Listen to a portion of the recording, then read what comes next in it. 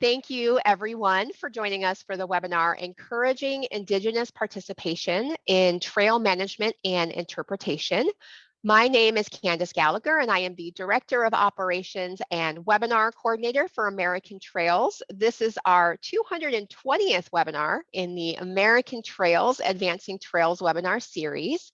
This webinar is being recorded. It includes real-time captioning in English. You can turn that on via the caption box within Zoom, or we also have a stream text link that we're going to share in the chat as well.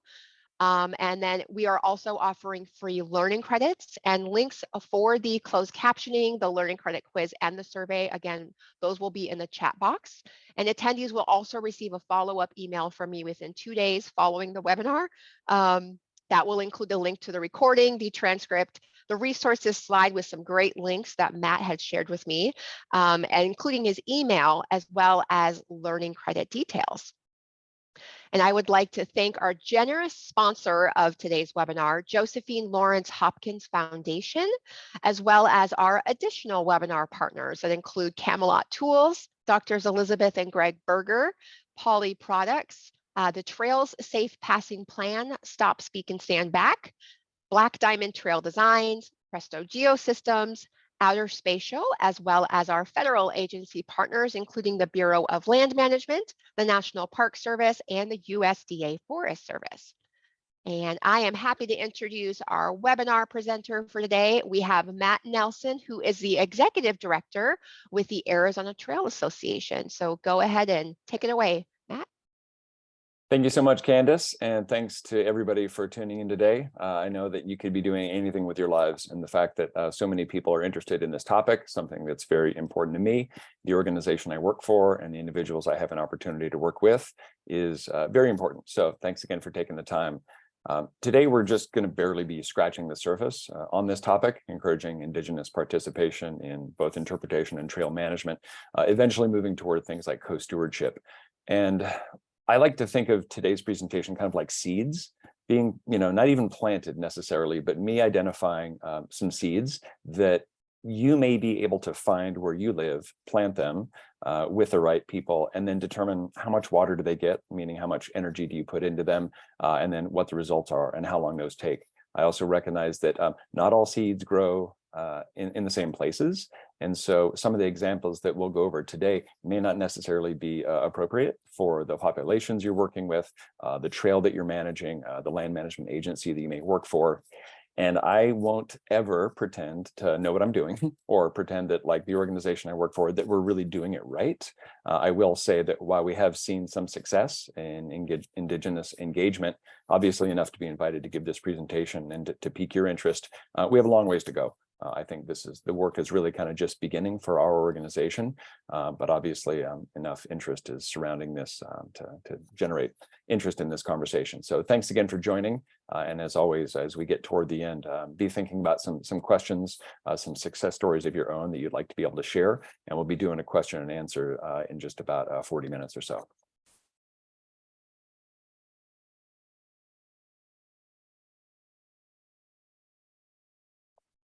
So to begin, let me just say that I feel like trails are a vital part of culture and have been really since the beginning of time. I feel like they're just as relevant right now today as they have ever been before. Personally, I've been involved in both cultural and natural resource management for about the last 25 years, and then more specifically over the last 12 years in kind of trail development. That's both construction, maintenance, and community engagement. It's something that trails have found their way through my entire life, and I really love the way that they connect people to land, to history, to cultures, and to each other. I think that's something that makes trails very, very unique. Like I said before, these are just a couple of ideas and success stories that we've seen here at the Arizona Trail Association. So I'm really hoping that some of the things that you hear today, you'll be able to apply in the areas that you're working. First, I'm excited to kind of let you know a little bit about the Arizona Trail. This is a national scenic trail that stretches throughout the entire state of Arizona from Mexico to Utah. It's about 800 miles long and has as much biodiversity as you would find on a trail that would go, say, from like Mexico to Canada. Although it's only 800 miles long, it's incredibly biodiverse, but it's also culturally diverse as well. It was designated a National Scenic Trail in 2009 by Congress, and then the trail was linked, meaning there were no more gaps in the continuous path in 2011. And to this day, our organization continues to protect and maintain it and to improve the trail as much as possible. Beyond just the landforms and the beautiful forests and deserts and canyons and mountains and communities that this trail passes through, it's also got incredibly rich cultural diversity. And if we were to look at a map of the state of Arizona, the colored polygons that you see right now represent the 22 unique Native American groups and their reservations that exist within the state of Arizona. Compared to many other states, especially in the West and nationwide, a lot of land is set aside for Indian reservations. But if we were to go back in time, just say 200 years, native land in Arizona would look something like this, represented by a red polygon. It's all native land. People have been living here for at least 10,000 years. And if we could use GIS technology to look at significant trails and footpaths that have existed across the landscape for about the past 10,000 years, it would probably look something like this. In fact, this only represents probably a small percentage of trails that exist on the landscape. And these are not just where people walked, but significant trails and important trails that linked things like, water sources with communities, to scenic vistas, trade routes. And so I think as a trail organization, in the beginning, I thought that we were building trail, but the reality is we're not. That was a pretty naive perspective. What I feel like is that we're just improving footpaths for recreational purposes. But the more we get into trails and more we're involved with them, realizing that these are much more than just recreational pathways. These are an opportunity for personal transformation and to be able to connect with history and culture. I feel like so many of the stories that exist on the landscape are alive within the land still to this day. And one of the best ways to really access them is through trails. Just a photograph from near Saguaro National Park. This represents one of the biomes that exists within the state of Arizona. And whenever I'm out there on the land, I try to remember that when I'm walking or riding a mountain bike or a horse or a mule on a path like the Arizona Trail, that I'm literally walking in the footsteps of those who came before us. And if we kind of peel back some of the layers of history, it's pretty easy to see that there's more than 10,000 years worth of history and stories and cultures that exist right here in the state. It's also important to remember that trails, especially ancestral trails, are this incredible resource. And so when we're on the land, whether we're hiking, biking, horseback riding, remembering that people have lived here and farmed here and prayed here and fished here and traded here and held competitions here for at least 10,000 years. And the land is still very, very much alive with these stories. One of the things that I'm pretty passionate about, that I've been involved with and read quite a bit about and now written about, is kind of the importance of place names. So although I'm going to give specific examples for, say, Arizona and the Arizona National Scenic Trail, I want you to be thinking about place names where you are, the history of those place names, and then challenging you to kind of dig a little bit deeper to find out where did these names come from, and then what other names exist on the land. We won't talk too much today about renaming places because that's a very complicated topic. I will touch on it a little bit, but this is more about providing opportunities to tell a more complete story, like peeling back layers of history so we can learn a little bit more about the land on which these trails exist, and then the people and the place names that used to exist before they were renamed just 150 years ago. I never like to read text on the screen, but place names, I read this in a psychology journal, carry the weight of history, culture, and identity. They're like time capsules, preserving influences from a variety of periods and civilizations. And as we peel back the layers of place names, we get to see like a multi-dimensional cultural narrative. So one of the, I think, most dramatic and perhaps absurd examples of a place name is very personal to me. So this next part is incredibly personal because this is where I grew up. I grew up in the Owens Valley in a really small town called Big Pine, California, and I feel so fortunate to have grown up here. This place, it's not just where I grew up. Like, honestly, it's not where I'm from. It's who I am. I'm of this place. I drank the water, caught the fish, hunted the rabbits, eaten the pine nuts, breathed the air. I mean, so much of who I am today, the work that I'm doing, the perspective that I have, has been shaped by this landscape. And anybody who's ever spent time here has probably felt like the power of the Owens Valley. giant, glacier-covered granite peaks that rise out of a sea of sagebrush. And growing up here, I fell in love with the place. And I love this place so much now that I live in Arizona that I can't even have photographs of places like this in my own home because of the longing and the homesickness that I would feel would really kind of be staggering. Like my attachment to this place is one of the strongest things I've ever felt in my entire life. And I've always identified myself as being like from the Owens Valley. But do we really know where the name Owens comes from? Well, in case you didn't know, I'm happy to share with you. First, the name Owens appears everywhere here. The Owens Valley, the Owens River, the Owens Lake, even the indigenous people who live here are known as the Owens Valley Paiute tribes.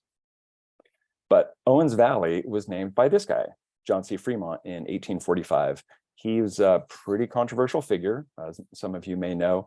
He led the Sacramento River Massacre, the Klamath Lake Massacre, the Sutter Buttes Massacre, just to name a few, in military campaigns against indigenous people. He was eventually court-martialed and convicted of mutiny and insubordination. He had two very close friends in his life. One was Kit Carson, who's kind of a four-letter word in indigenous circles, because he probably single-handedly murdered more indigenous people than any other, American. The other person who he was close friends with was Richard Owings. This is the only known photograph that exists of Richard Owings. Owings, misspelled as Owens, was named after all the Owens Valley and the Owens River. Owens was a guide, a fur trapper, and an Indian hunter. And here's the kicker. Owens never even visited the Owens Valley, but Fremont appreciated him enough to name an entire cultural landscape after him. And as much as I personally have like a very strong connection to this place, the Owens Valley, I'm only a third generation Owens Valley resident. And so, like I mentioned before, this place is so powerful. Just looking at photographs like this makes me emotional. But my connection to this place only goes back 3 generations. But my Paiute friends, whose families here go back 400 or 500 generations, I mean, I can't even begin to understand the level of connection to this place. And what must it be like to have an entire cultural landscape, even the name of your tribe and your people, named after an Indian hunter, and named by the person responsible for the murder of so many indigenous people nearby. Like, this is a daily reminder. When people say, I'm from the Owens Valley, this is the Owens River. It's a daily reminder of like genocide and cultural displacement that can be really kind of deeply traumatizing to past, present, and future generations. So instead of, say, renaming this place, its traditional name, which is Payahunadu in the Numu language and Paiute language, which is essentially like the place where the river always flows. So instead of renaming, it is possible to begin to apply its traditional place name kind of for the benefit of all people. With this in mind, I think about some of the cultural landscapes that the Arizona National Scenic Trail passes through, and one of them is this place, which we all know as Grand Canyon. I was fortunate enough to be a backpacking guide here for many years, and I can think of literally hundreds of occasions where people walked through this canyon and emerged on the other side like transformed. Lots of emotion, lots of tears, lots of connection to this place. And if you've ever visited, you probably know exactly what I'm talking about. And the more time I spent with Hopi and Wallapai people, I realized that one of the reasons for this profound connection that people are feeling is not just because of the natural beauty and the physical landform and seeing the earth cracked open by water, but it's really because people have been living here and praying here. And in the case of Hopi, like this is where spirits return to after they leave this planet. So being able to walk through this landscape, it's very challenging to not be affected on a deep level. So how can we as a trail organization provide an opportunity for Native people to kind of help share these stories to help everybody connect with this landscape on a deeper level? The other landform that is very well known and much loved within Arizona are the San Francisco Peaks. This is the tallest mountain in all of Arizona, rising over 12,600 feet. It can be seen from over 100 miles away in all directions. This peak is so incredibly important. And so the more that I read about it and talked to people about it, yes, people love to hike it, they love to ski it, they love to walk around it. But then finding out that this was culturally significant to more than 13 tribes in the area is something that was very powerful. So we had an opportunity as a trail organization to develop a trailhead sign near the base of the peaks. And so when I did a little bit of research, I realized that, oh, its name, San Francisco Peaks, goes back to like the 17th century when Franciscan monks were traveling through the area. They established a kind of a monastery or a church at Old Oribe on current day Hopi mesas, and they named the San Francisco Peaks after Saint Francis of Assisi, the leader of their order. Wonderful individual, often loved throughout history. But in talking to Hopi, Wallapai, Navajo, so many other indigenous individuals, everybody has different traditional names for this peak and these mountains. And some of them provide a perspective on why this mountain is so spectacular and so important. So we had an opportunity as a trail organization to develop a trailhead sign. And this was really our first attempt in reaching out to tribes and saying, since we're going to be developing this, would you like to include perspective about the traditional name of the peaks and what the peaks means to you? This is informal consultation because as a nonprofit organization, we're not really engaging with tribes in an important like government to government consultation way. Federal agencies must do that, but it was initial outreach. And the response was overwhelming. Right? Almost every tribe that we contacted said they were definitely interested and they were grateful for the invitation. Come to find out later, this had never been done before. Even though the Kokanee National Forest is managing essentially a cultural landscape, tribes had never been consulted when it comes to things like an interpretive sign. So our organization felt very honored to at least start this process. And then once it began and we got closer to development of this sign and it being placed on federally managed land on the Kokanee National Forest, we were able to then hand it over to a tribal liaison who works for the forest, who then did formal consultation with tribal council and tribal historic preservation officers to eventually land on what was included within the sign. One of the things that I'm proud of is that these tribes were able to contribute their traditional names for the peaks. In addition, some of the language within kind of the cultural box of this particular sign that I'm really proud of is that it's reminding people that as they hike or bike or ride from this location, that they're entering a sacred landscape that is a place of worship and among the holiest in the world. And this is something that was confirmed by multiple tribal representatives. So we're just asking visitors to just speak and act respectfully and make every attempt to leave no trace of your visit here.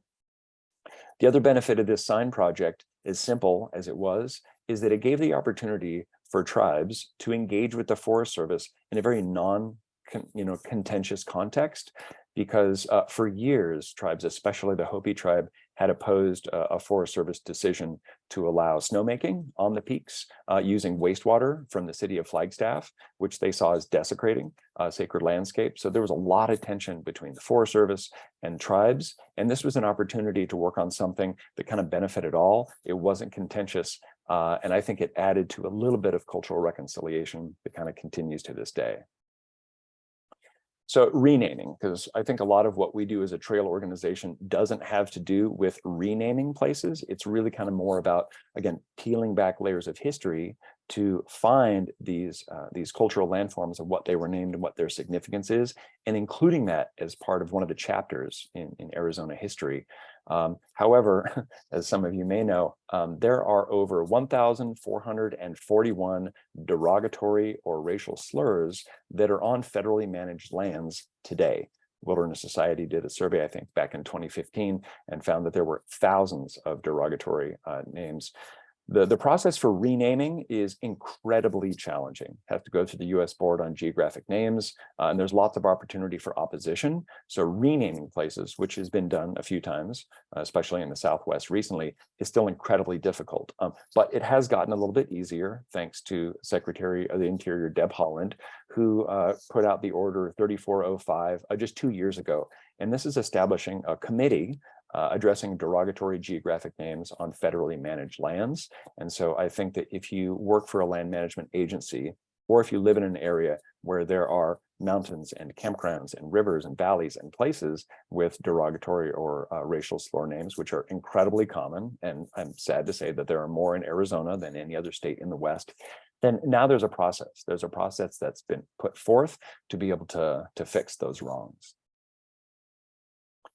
One of the projects that I'm very pleased with on the Arizona National Scenic Trail has to do with the Santa Rita Mountains. So this is south of Tucson, in between kind of Tucson and the US-Mexico border. It's an incredibly beautiful mountain range where our trail organization had an opportunity about 5 years ago to begin a major trail construction project to remove the Arizona Trail from roads, because it went from beautiful single track to paved road to dirt road to more dirt road to going past a landfill and a shooting area and then eventually getting onto trail again. So this is incompatible with Congress's intent for a national scenic trail to be non-motorized. And it was also like the most hated piece of Arizona trail. So we worked really hard to find both private landowners and federal land managers, in this case, the Coronado National Forest, to be able to find a single track alignment through the foothills of the Santa Ritas. Well, with a background in anthropology and having worked in this area quite a bit, what I knew is that the Santa Ritas were actually a cultural landscape, so much so that they're considered a traditional cultural property by the Tohono O'odham Nation. And so before even beginning a trail construction proposal, we reached out to the O'odham Nation with gigantic maps of the area and said, we would like to be able to connect trail and build new trail through this mountain range from here to here. Before we even begin looking at sustainable alignments, what's the absolute worst places to put this trail? Where should we avoid? And any areas that we should go near? And then do you see any benefit? Do you see any benefit from tribal perspective on having a trail through this area? Or would it be best to not have a trail through this area? And what became almost immediately apparent is that a footpath, especially a non-motorized trail, would be very beneficial for O'odham people, because before this was managed by the U.S. Forest Service, it was O'odham land. This is a very special mountain range where people have been moving and living and harvesting and having ceremony, again, for at least 10,000 years. If we look at the archaeology that's been discovered in this area, scientifically proven to at least 7,000 years ago, where we see artifacts from Native people who were ancestors of the O'odham. So one of the benefits is that having a footpath would allow Native people to return to this land, because the highway and the roads nearby are buffered by private lands. So access to the Santa Ritas, aside from a few current locations, would be very, very challenging and has been difficult for Native people to go, to visit, to pray, and then also to gather traditional like basket plant materials. So knowing that trails are important to Native people, I think is, the first step. Trails are really a cultural resource, and the opportunity to return to a landscape that is incredibly important in a way that provides legal access is something that everybody saw as benefit. So after kind of months of dialogue with the tribe, we've started to develop an alignment from point A to point B, keeping in mind what's the best way to design and build trail that would have minimal impact to both natural and cultural resources. And in consultation with the O'odham Nation, what we found is that by engaging tribes early and often, which is what everybody's supposed to do, we were able to avoid what would have been like hundreds potentially of archaeological and cultural resources that were on the ground. In fact, in 31 miles of new trail construction, only 2 new sites were discovered. And I think that has everything to do with the fact that we were being very intentional about trail design with lots of input from the O'odham Nation. So once we developed the trail, we started looking at new trailheads. And one of the questions that we asked the Tohono O'odham Nation is, what stories would you like to share with visitors, both native and non-native alike? And what we heard over and over again is that, one of the most important elements of O'odham culture is baskets.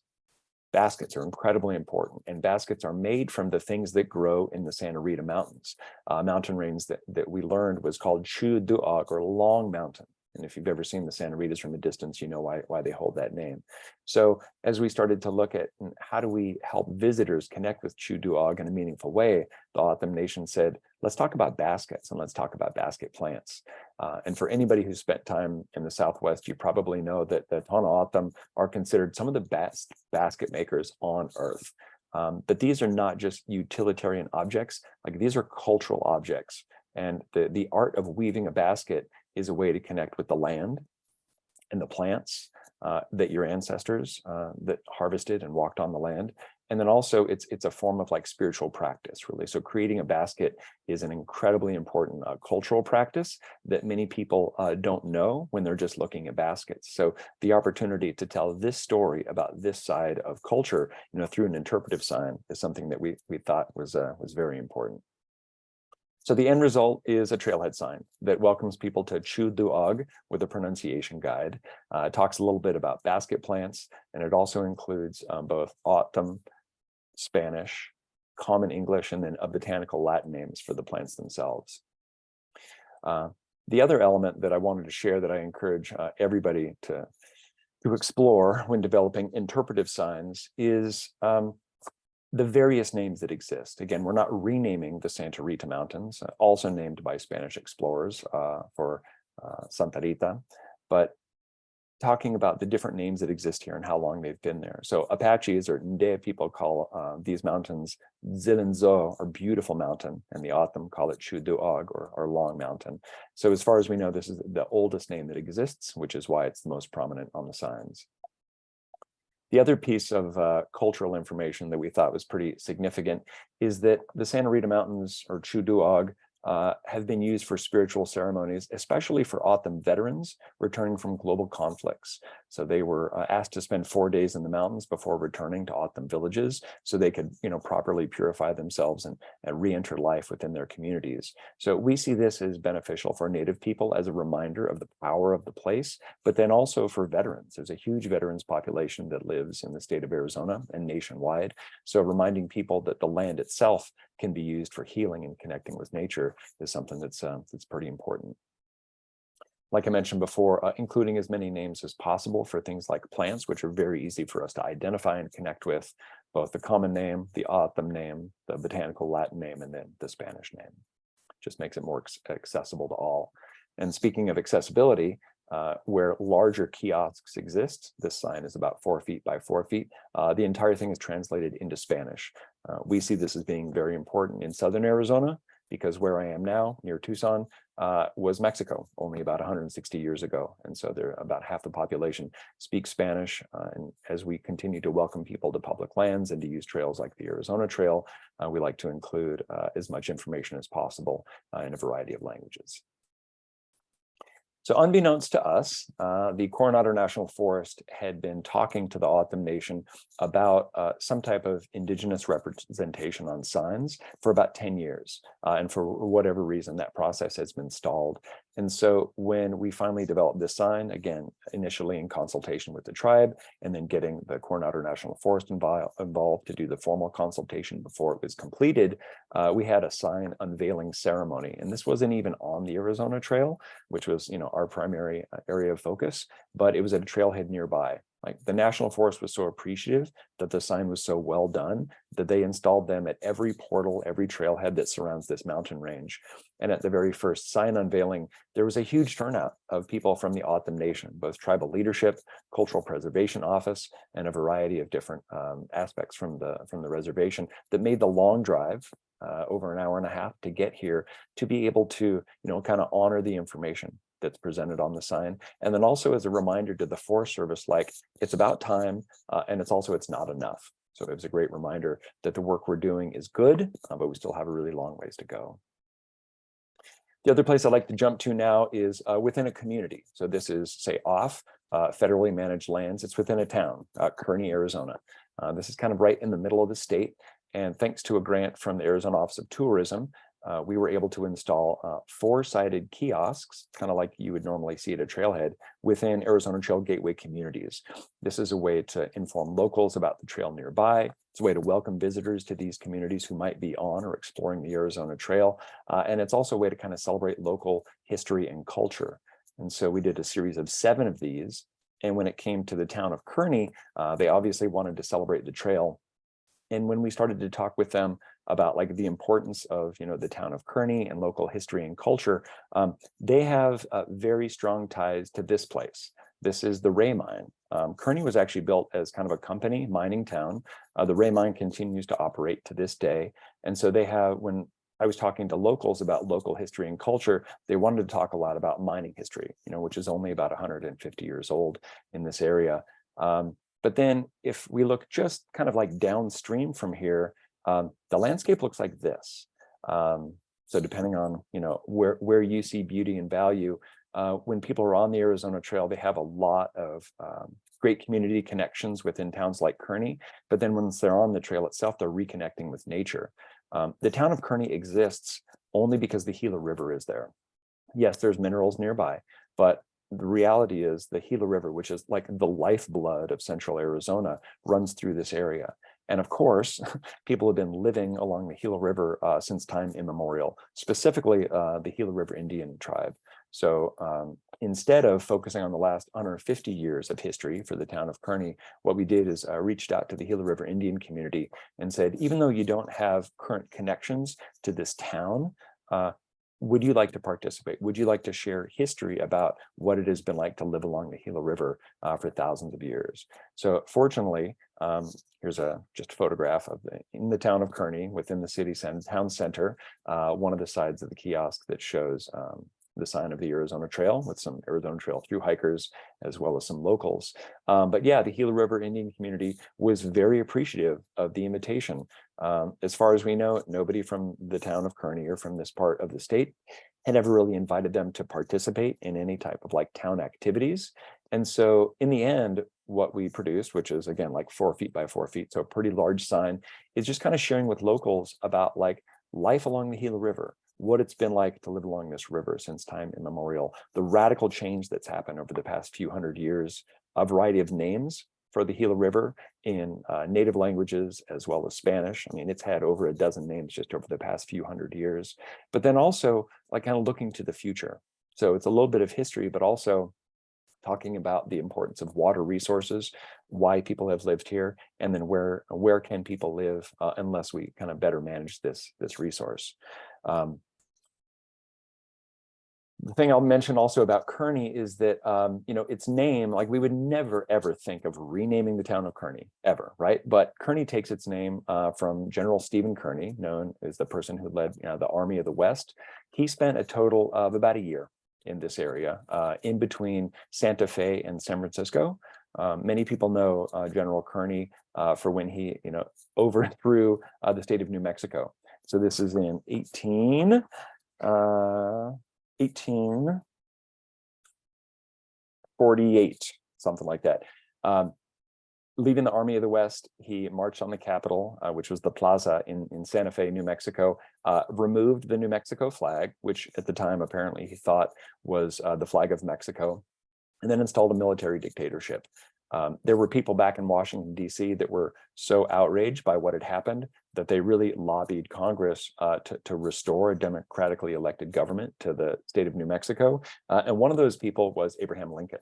And it would be another 65 years before it would actually become a state and integrated into the Union.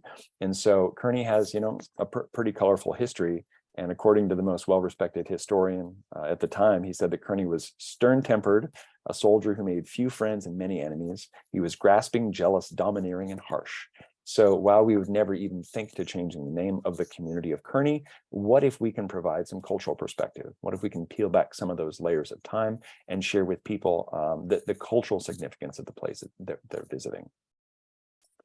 So moving on to kind of outreach to tribes, there are a variety of ways to do this and tactics, and here are just a couple, which I'll touch on really briefly. Is the first thing you got to do is learn about ancestral lands. Do your homework and find out, which indigenous groups have lived on the land that you have a trail, or where you live, or where you're managing public lands. Also learn about, like, locally, what are the cultural importance of trails themselves? What have trails been used for? Where did they go? What information exists about trails, especially if you're working within the trails world?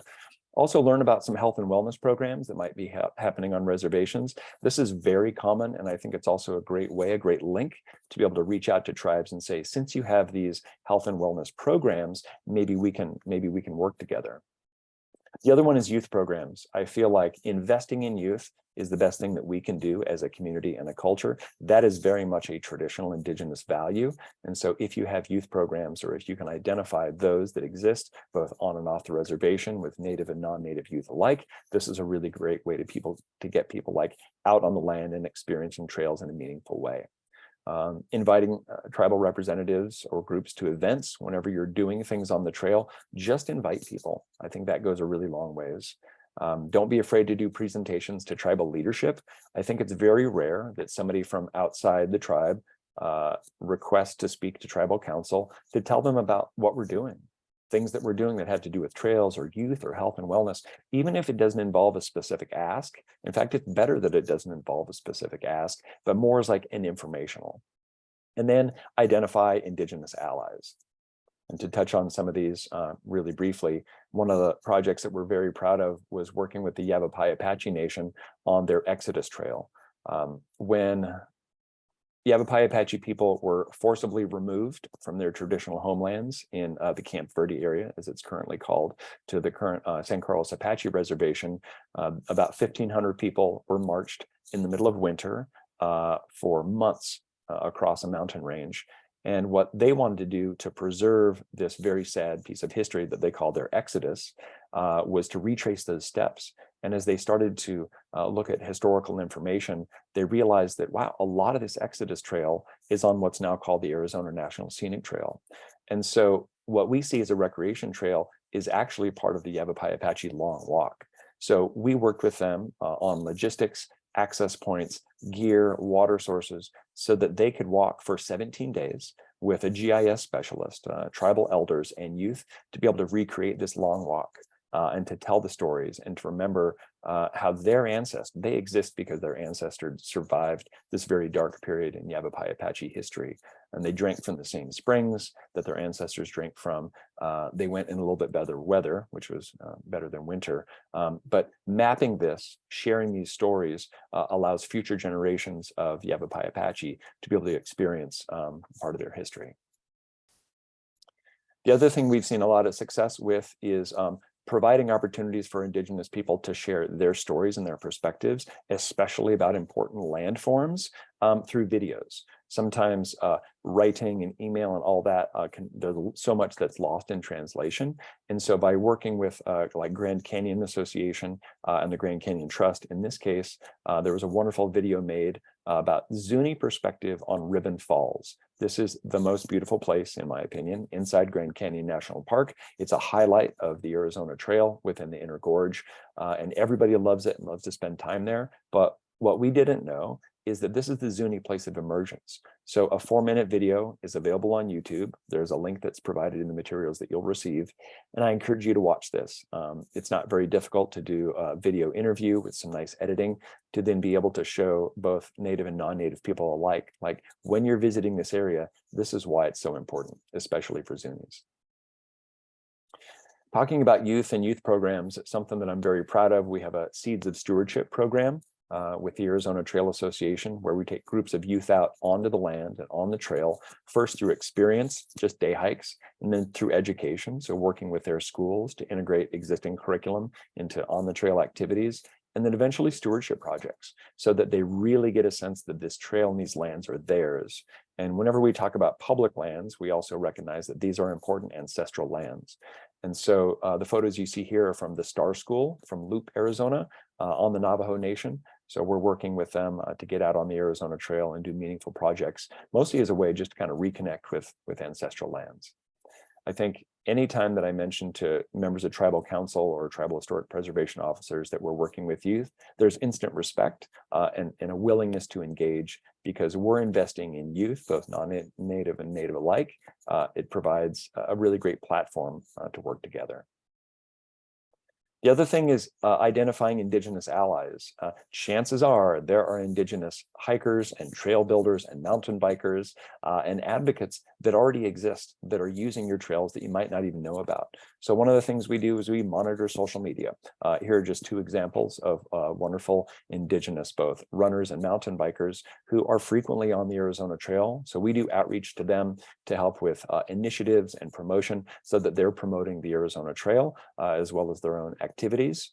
And we do offer, they're not like influencers necessarily, but we do offer social media ambassadors like a stipend for helping with Arizona Trail promotions. Some of them take us up on it, some decline it, but even still being able to engage especially younger Indigenous people to help share the story about your trail from their perspective is very, very valuable. I feel like running it's an Indigenous activity and has been happening really since the beginning of time. It's how a lot of people use trails traditionally, and it's how people are using trails today. So I've seen more and more Native running groups are coming together in a variety of communities. So inviting those specific groups out onto your trail and organizing things, I think, is a really wonderful way to get more Native people involved in trails. Also in running, our organization puts on 5 running events a year, all on ancestral lands. We make that very clear to participants that they're running on Indigenous lands. The most recent event that we hosted was just a few weeks ago in Vail, Arizona, called the Colossal Vail 50-50. And Team Renew Earth Running came from all across America to be able to run in this event and to have a board meeting and to kind of really celebrate their mission, which is kind of helping Indigenous runners connect with the land and then raising money for both awareness and management for land back. The most important thing that we worked on over the past 20 years, I think, is protection of Grand Canyon. Our organization worked alongside a lot of conservation groups to help protect about 1 million acres on the south rim of Grand Canyon to protect it from uranium mining. Again, because Grand Canyon is so culturally significant to at least 13 tribes, what we found is that by partnering and by supporting really Indigenous perspectives on this landscape, we were able to really amplify the importance of protecting these lands. And so in working with a variety of tribes and conservation organizations for more than a decade, what we saw earlier this year is that President Joe Biden signed an executive order to establish the Bajnawajo Itakuveni ancestral footprints of the Grand Canyon National Monument. There was a huge celebration among tribes, members of Congress, members of Arizona State Legislature, conservation organizations, and tribes. Everybody came together to celebrate this incredible conservation effort, which leads us into kind of co-stewardship and co-management, which is the eventual goal, really. Land acknowledgments is something I think more both individuals, companies, groups, organizations, have been doing, and I think that it's a good start. Just acknowledging, whose land you're on, who has lived here, and who continues to live here to this day, which I think is probably the most important piece of it. So some of the ways that Arizona Trail Association does land acknowledgments is through social media posts. So when we're posting about a specific geographical location, we try to also mention always either the ancestral name for that place or just reminding people whose lands that we're on. We include information on our website whenever things are referenced geographically. We do land acknowledgements. We also do it really kind of face-to-face during stewardship events. We have about 2,500 volunteers that contribute to trail maintenance every year. They give about 25,000 hours of volunteer service. We have events literally happening every week. So we encourage our trail leaders to share information during the trailhead safety talk, when we talk about hard hats and gloves and safety and what we're going to be doing for the day. We also remind people that they're on native land. They're on ancestral lands of fill in the blank people. And we are continuing a legacy of stewardship that's been happening for thousands and thousands of years. We also include land acknowledgements on trailhead signs, which is an easy one, and I'll get to some details about that in a moment. If you're new to the whole land acknowledgement thing, there's a great resource that exists online, nativeland.ca, because it's based in Canada. This is not the most comprehensive resource that exists, but it's a really good start. So due to a GIS interactive map, this is the state of Arizona and a little bit of New Mexico, you can zoom into any area and click exactly where you're going to be doing your trail project, where your trailhead is, maybe where the trail goes, and then a box will appear that says contact local nations to verify. And then you'll see all the different tribes that have been identified as existing within that area. And then you got to do your homework. You got to reach out to the O'odham, you got to reach out to Kokopah, you got to reach out to Hohokam, which Hohokam don't currently exist. Their ancestors are the O'odham. So as an organization, we tend to identify tribes that currently exist to really help reinforce that Native people are still here, have been here since the beginning of time, and they are still here. We also include information on our website and on large maps, especially the entire state of Arizona, of all the different tribes that have been here for at least 10,000 years, both the federally recognized name of the tribe or the common name, as well as their name for themselves. And I think this is another really great way to kind of show respect. And when doing outreach to the tribe is, again, do your homework and find out, should you be addressing people as Navajo or Diné? Are you Pascua Yaqui or are you Ueme? And don't be afraid of making mistakes. It's more a matter of like having that conversation. We also recognize that most segments of the Arizona Trail are following traditional footpaths, and that every inch of the trail itself is on native land. So trailhead signs, this is something that we do often in partnership with, say, the U.S. Forest Service.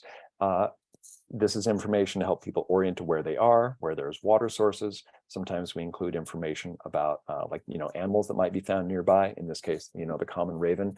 But one of the things that we do on all signs is include a land acknowledgement, and we put it right beneath the name of the trailhead itself, so it's very prominent. And if we zoom in, you'll see that it says you are standing on the ancestral lands of the, in this case, because it's in northern Arizona, Southern Paiute, Hopi, and Zuni. And so in doing outreach to the tribes, we ask them, what would you like for it to say? For instance, Southern Paiute called themselves Nuwuvi, but they opted for the federally recognized name of Southern Paiute. So we try to do as much communication in advance. And then when it's time to finalize this, then we hand it over to the Forest Service so they can do formal consultation, government to government, as it's intended to be, so that once this is finalized, that everybody has been kept in the loop and everybody's happy with the end result.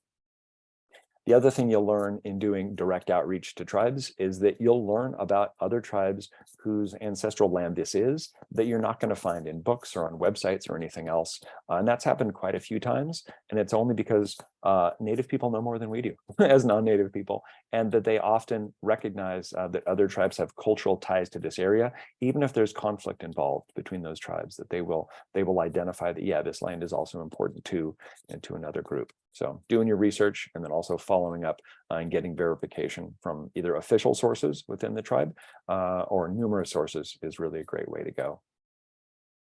One of the last things I'll mention before we kind of move to Q&A is best practices guide. This was just developed, I'm hot off the press, like 9 days ago, is that for anybody that's working on federal lands, or especially for federal agencies, thanks to the White House and Interior Secretary Deb Haaland, there now exists about a 50-page best practices guide for all federal agencies when it comes to sacred sites, whether those are Native American or Native Hawaiian. And this is a really wonderful guide that even if you don't work for a federal agency, I think that it's worth reading.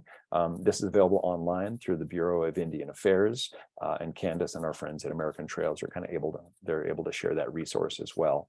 So in closing, I'll just remind you that I feel like trails are they're a cultural resource, both for Native and non-Native people alike. And if you work within the trails world, like here's an amazing opportunity for us to connect past, present, and future generations through these pathways. And I definitely don't take our work lightly, and I do sincerely appreciate the opportunity to engage Indigenous people in some of the work that we've been doing. Again, it's just the beginning. It's really not enough. We're not doing it right, and we're not doing enough, but I'm happy to share some of the stories of success that we're seeing a lot of appreciation, both from tribes, Indigenous individuals, as well as federal land management agencies alike. So with that, I'm happy to take some questions that might have come in during the presentation. Fantastic, Matt. Thank you so much. A lot of great comments just saying thank you so much. What you were sharing and the history has been so excellent. And so I just want to thank you for that. I'll share all the comments with you in my follow-up email to you. So first question, got a lot of questions I know that we see coming in. But the first question comes from Tolly, I believe that's how you pronounce it. Are all of the tribes that in the Arizona Trail Association worked with federally recognized? Are any not? And was there ever conflicting input from the different tribes that it made challenging to meet all the needs or desires? Ooh, God, that's a great question. So there are 23 tribes in the state of Arizona. 22 are federally recognized with reservations. One is not. We still do, I would say informal consultation with them because so much of the southern part of the state is very important to Chiricahua Apache people, but they are represented by another tribe, San Carlos Apache tribe. So we do work with non-federally recognized tribes as well. It just gets a little bit more challenging with the government-to-government consultation that I mentioned before that has to happen between federal agencies and the tribes themselves. Conflicting information, yes, absolutely. Going back to the trailhead sign that I mentioned near Flagstaff, Arizona, we provided the opportunity for tribes to be able to share the traditional names of the peaks, as well as a story about this area. And so as we started to integrate more cultural information, then we started to see that there was conflict of like cultural appropriation from within tribes. And so it was the decision of the Forest Service Tribal Liaison to let's just stick with the names of the peaks, which are recognized and agreed upon, but let's stay away from a little bit more of that in-depth cultural information in order to keep to kind of keep the peace. Great, thank you so much. A question from Laura, how are you funding the signs? Are they state or local grant, or are they grants?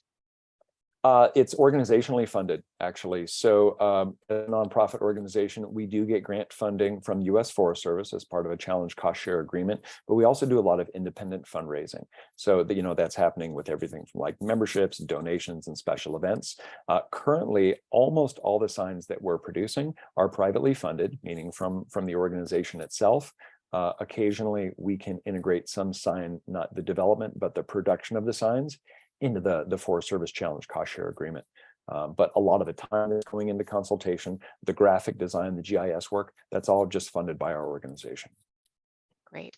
And I believe you did answer this with the nativelands.ca, but just to confirm, Braden's, asking what resources have you found beneficial to helping people find the ancestral lands that they are occupying? So is that going to be the best resource? It is. I think that, if you're passionate about it, you'll learn that there are a variety of resources that exist out there. But like with a big, broad brushstroke, I do feel like the two most important resources are, say, nativeland.ca, but then also outreach to any tribes that are in your area to at least begin that conversation.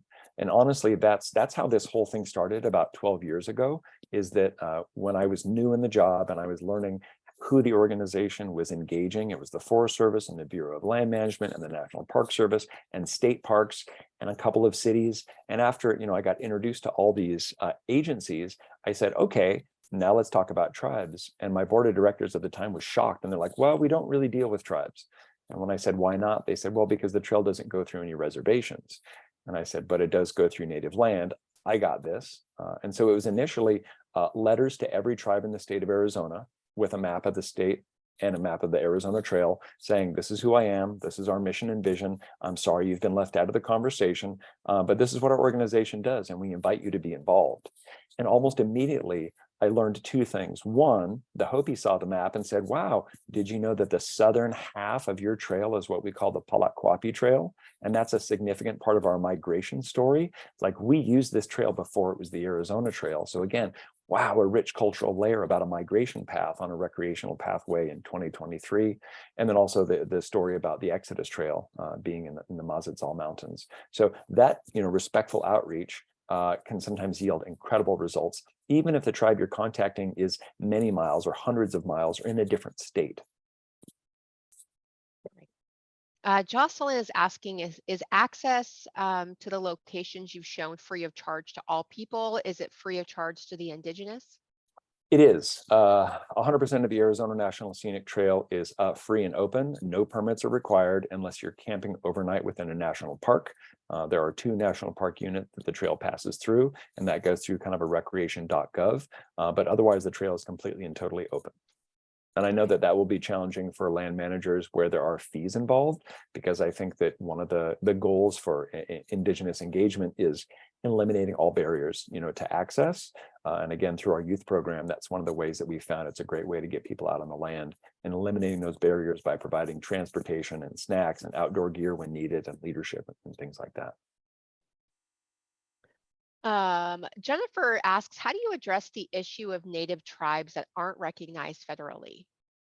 Again, in Arizona, it's not as big an issue as in many other places. And I think that the respectful conversations happening, first one-on-one, I found to be the most successful. And again, I think before I was in Trails World, I was working for a tribe, in California, Owens Valley Paiute tribes in Bishop. But the one-on-one conversations with tribes, I think, is the best start. Sometimes it's very difficult to get people in the room, especially if there are, historic grievances. And you certainly don't want to be in the middle of that as a non-native, like say, trail organization. But one-on-one conversations, and then eventually, when it gets to the point, if it's on federally managed lands, providing all that information to the district ranger or the forest supervisor, or if they exist, a tribal liaison, to be able to, allow them to navigate sometimes the challenging situations that come from both the federally recognized and non-federally recognized tribes. And if it can't happen on, say, like a sign, then what can we do as trail organizations to respectfully engage non-federally recognized tribes within, kind of the trail community? Gabriel has a great question. Native communities have seen a large surge in interest in collaboration and consultation in recent years. But how can we ask for their contributions, but but at the same time be respectful of their limited capacity? And if the answer is to pay them, what channels have you found for funding these initiatives? That's a wonderful question, Gabriel. I'm so glad you asked that. I think that having worked first of all, having grown up in an Indigenous community, Big Pine is, literally half native and half non-native. And then also going to work for the Bishop Paiute tribe, capacity is a huge issue. And trails and the stuff that we're working on are not important at all, especially compared to things like food security, water quality. And so I think a lot of times, even our organization's requests to tribes for engagement are not responded to. And so just recognizing, don't take that personally, and also don't push too hard, but recognize that there are much bigger priorities that exist. And so the biggest thing is patience, respectful checking in, and being very patient is important. Also recognize that most Indigenous people I've ever worked with don't really email. And so this is stuff that has to happen in person, written letter, or on the phone. If you're not getting your email answered, don't ever be surprised. A lot of those conversations have to happen in person. Meeting the capacity issue with funding is a good step. Sometimes it's not enough, but how to fund it, I've yet to find a decent source that can fund this type of a thing. I always offer tribal consultants compensation, and whether that's a gas card if they're having to travel to a location, or an honorarium. But also keep in mind that depending on which tribe you're working with, it is sometimes unlawful for them to accept compensation unless it's funneled through the tribe. So if they work for the tribe, as an entity, they can't accept outside payments in some cases. So just kind of be aware of that, because I know some people have gotten into trouble in those circumstances. I've yet to find a good source for that type of a funding. So again, it just comes out of our general operating budget. Okay. Shandine is asking, do you have an example of making changes or not moving forward with a plan due to the tribal concerns? Yeah, so I think the best example is in Northern Arizona, and although this predates me within the organization, and again, it was a great collaboration between Arizona Trail Association and the Kokanee National Forest. There was a huge gap in the trail south of Flagstaff and north of Flagstaff, and what's right in the middle? The peaks, the Kachina Peaks, or Nuvatukia Ovi, as the Hopi call it. And so our organization said it would be ideal to approach from this direction, to actually go to the summit of Mount Humphreys, down the other side, and then wrap around the mountain that would be the ultimate Arizona trail. So you hit the high point, you see this part of the forest, and then once tribal consultation began, both informally and then eventually formally, the Hopi were the first to say, no way. You should not approach the peaks from the south. You should not climb the peak, because of sacred sites that exist in this area. Please keep the trail down low. So we did. Kept the trail off the high point, kept it down low, kept it out of the wilderness even, to allow animals and natural quiet.